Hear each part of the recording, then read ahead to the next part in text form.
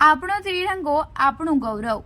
ચીખલી પ્રાંત કચેરીથી નીકળી ડેપો થઈ બગલાદેવ મંદિર થઈને ખેરગામ રોડ થઈ ચીખલી તાલુકા પંચાયત ખાતે સંપન્ન કરવામાં આવી હતી। સાંસ્કૃતિક વેશભૂષા સાથે ભવ્ય ત્રિરંગા યાત્રા નીકળી।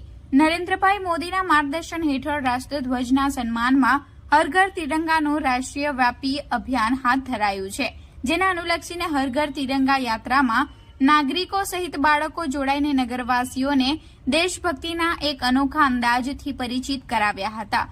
જેમાં આ ભવ્ય ત્રિરંગા યાત્રામાં ત્રિરંગાની યાત્રા ભારત માતાના નારાઓ સાથે સ્વતંત્રતા સેનાનીઓની વેશભૂષા ધારણ કરેલા બાળકો, પોલીસ કર્મીઓ ભારે ઉત્સાહ જોવા મળ્યો હતો। હર ઘર તિરંગા અભિયાનને સફળ બનાવવા ચીખલી શાળાના બાળકો, મહિલાઓ, યુવાનો સહિત દરેક ક્ષેત્ર સાથે સંકળાયેલા મહાનુભાવોએ ઉત્સાહ બતાવ્યો છે। ત્યારે સૌ નગરવાસીઓને જાણે દેશભક્તિના રંગમાં રંગાઈ ગયા હોય તેવો નજારો જોવા મળ્યો હતો, જેનો મુખ્ય હેતુ લોકોમાં રાષ્ટ્રીય પ્રેમ, એકતાની ભાવના જાગૃત કરવાનો છે। ચીખલી પ્રાંત અધિકારી શ્રી મિતેશ પટેલ, ગણદેવીના ધારાસભ્ય નરેશભાઈ પટેલ, ચીખલી સબ ડિવિઝન ડીવાયએસપી અને ચીખલી પીઆઈ તથા તાલુકા વિકાસ અધિકારી ચેતન દેસાઈ તેમની ટીમ પણ જોડાઈ તેમજ કર્મચારી અને મોટી સંખ્યામાં નગરજનો ઉપસ્થિત રહ્યા।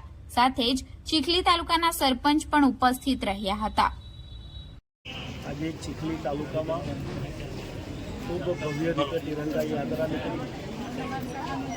પ્રાંત કચેરીથી લઈને તાલુકા પંચાયત સુધી એક લાંબી યાત્રામાં સ્વયંભૂ ખૂબ મોટી સંખ્યામાં લોકો જોડાયા હતા।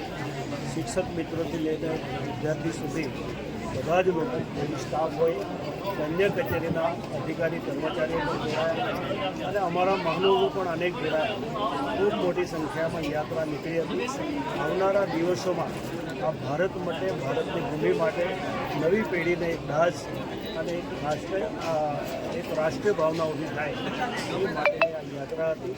આ યાત્રા ખૂબ ભવ્ય રીતે જ્યારે નીકળી છે તો સૌ આયોજક મિત્રોને હું ખૂબ અભિનંદન આપું છું। યાત્રામાં જોડાયેલા લોકોનો પણ સૌનો હું આભાર માનું છું।